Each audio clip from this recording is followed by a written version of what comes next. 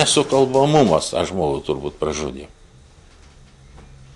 Tam tikrų sferų atsisakymas bendradarbiauti, jo atsisakymas bendradarbiauti, paklusti. Šitas dalykas jį pražudė.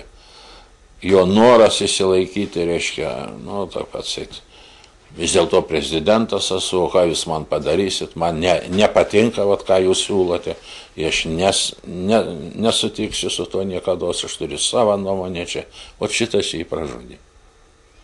Nenoras tartis paklusti kokiam sferom? Įvairiom. Sakykim šiandien, kad įvairiom. Augo girioje ąžuolėlis pas vyrelį, sūnaitėlis pas tėvelį, sūnaitėlis. Jūs ten buvot prabilęs apie tokius dalykus, kurie dabar, kaip pasakyti, labai nepopuliarūs, ar ne, kaip tautinis orumas. Tautinis orumas. Nacionalinio pasididžiavimo programa. Taip, tai čia, dabar, kai viskas unifikuojasi, tirpsta sienos, mes tapome vienos didžiulės valstybės dalimi ES, tai šitokios kalbos, kaip pasakyti, ar jos nėra iššūkis tam tikras? Iššūkis kam? Tendencijai bendrai? Tie, kurie nori globalizuotis, kurie nori niveliuoti absoliučiai mus, kaip tautą, mūsų kalbą, papročius, mūsų galimybės, tiems taip iššūkis. Bet tautai tai yra galimybė. Tai yra galimybė. Tai yra galimybė išlikti. Kaip išliko mūsų protėviai, mūsų tėvai. Kalbant apie mūsų istoriją.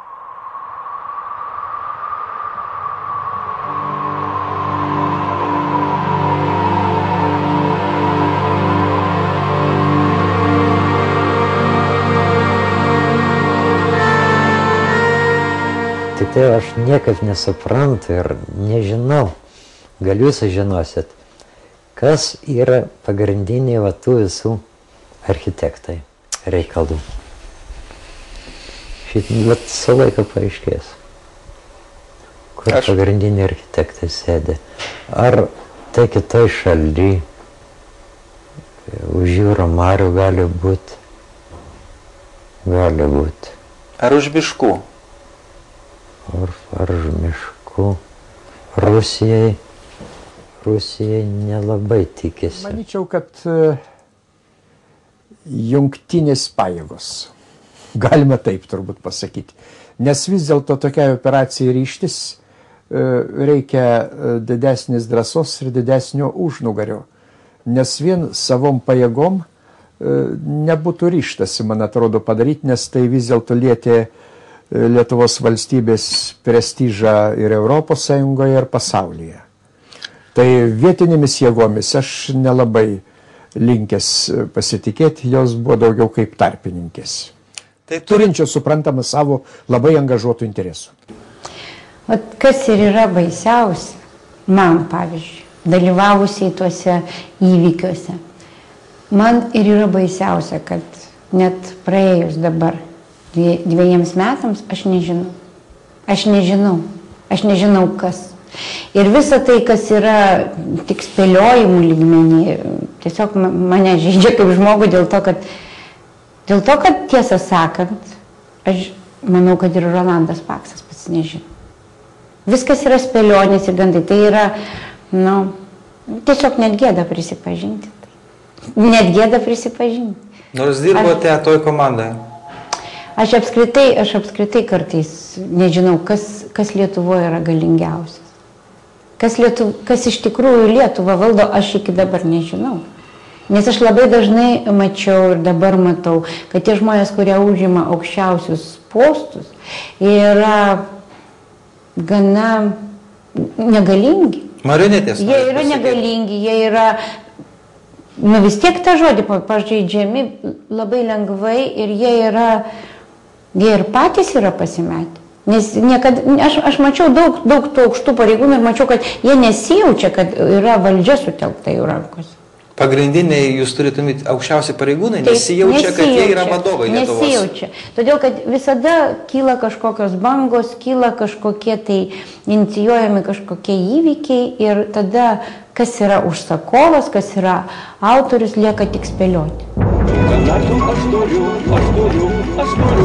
galvoti negaliu, neaplegaliu. Vieta jos net man gražu, bet nenors perėti vaikų, neaplegaliu. Viskas prasidėjo tada nuo labai vieno iškalbingo ir galbūt jau dabar primiršto fakto. Nuo to, kad jūs pasiūlėte į Valstybės saugumo departamento direktorius vietoj Mečio Laurinkaus, taip, ir jo proteguojamo įpėdinio pono Pociaus pasiūlėte kitą žmogų, kitą kandidatą, tai yra Gintarą Bagdoną. Tai buvo toks faktas. Ir staiga viskas sprogo. Kodėl? Aš galvoju, kad daugelis saugumiečių arba tų politikų, kurie kontroliuoja saugumiečius, arba tų politikų ir visuomenės veikėjų, kurie yra padarę ne visai gražių darbų Lietuvoje, įvyko didelė baimė. Didelis sprogimas. O gal iš tikrųjų ateis naujas kontražvalgybininkas, labai gerai įvertintas vakaruose karininkas, profesionalas, labai gerai įvertinamas NATO tarpe ir atidarys tos stalčiukus. Ir pasižiūrės, kas ant ko, ant kiek žmonių ir kokia informacija yra surinkta ir kaip yra toliau renkama. Ir nutarė smogti, nebelaukiant daugiau nieko. O kodėl vis dėlto Gintaras Bagdonas, kuris vadovauja Krašto apsaugos ministerijos kontržvalgybai, taip? Jau. Antras operatyvinis departamentas. Kodėl jis vis dėlto neįtiko, o įtiko tas žmogus, kuris vėliau buvo paskirtas, aš turiu menį poną Pocių, ar ne? Ir įtiko net žinant, kad jisai ten turi tam tikrus laipsnius atitinkamų struktūrų, ar ne? Taip. Karinius. Taip. Kaip čia dabar yra? Tai gal todėl ir įtiko, kad turėjo tos atitinkamo KGB struktūrų laipsnius. Pabandykime lenkti pirštus. Valstybės saugumo departamento vadovas KGB rezervistas, sakykime, KGB karininkas. Vienas. Lenkiam antrą pirštą. Užsienio diplomatijos šefas Antanas Valionis, KGB karininkas. Rezervo ar KGB, aš nenoriu čia plėstis.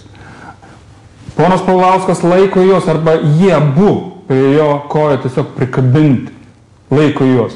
Ir savo laiku ponas Artūras Paulauskas, man atrodo, dirbo centro komitete ir atitinkamame skyriuje, kurio pavaldume irgi buvo. Administraciniai organai. Administraciniai organai, kurie buvo atsakingi būtent už jėgos struktūras. Tai yra trečias. Lenkiam pirštą, kad buvęs pirmasis komunistų partijos sekretorius Algirdas Mykolas Brazauskas tiesiogiai kuravo KGB struktūrą. Ir galim lenkti pirštus. Man yra labai keista, kai mūsų prezidentas Valdas Adamkus labai susirūpina, kai Druskininkuose yra išraunamos kelios pušys, kad pastatyti benzino kolonėlę, kad miestas turėtų kolonėlę. Aš atsimenu tą pavyzdį. Buvo didžiausias triukšmas, bet visiškai nekreipė dėmesio, kad dviejose institucijos vadovai yra KGB karininkai. Tos struktūros, kuri vežė Lietuvos žmonės į tremtį, kurie šaudė, naikino, padarė labai daug blogo. Aš užduočiau tokį retorinį klausimą. Baltijos kelyje, kai mes stovėjom, arba prie parlamento, kai mes stovėjom. Ar nors vienas galėjo įsivaizduoti iš tenai esančių, kad prabėgs kažkiek tai laiko ir tų struktūrų vadovais bus KGB karininkai.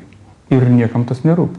Tai galbūt todėl Arvydas Pocius ir tiko tos sistemos vadovų, o Gintaras Bagdonas, nebūdamas toks, netiko. Tai kas tada jūs nuvertė? Štai klausimas šitam kontekste. Kas jūs nuvertė? Su Rusijos pavojaus vėliava. Jūsų atseit keliamo pavojaus.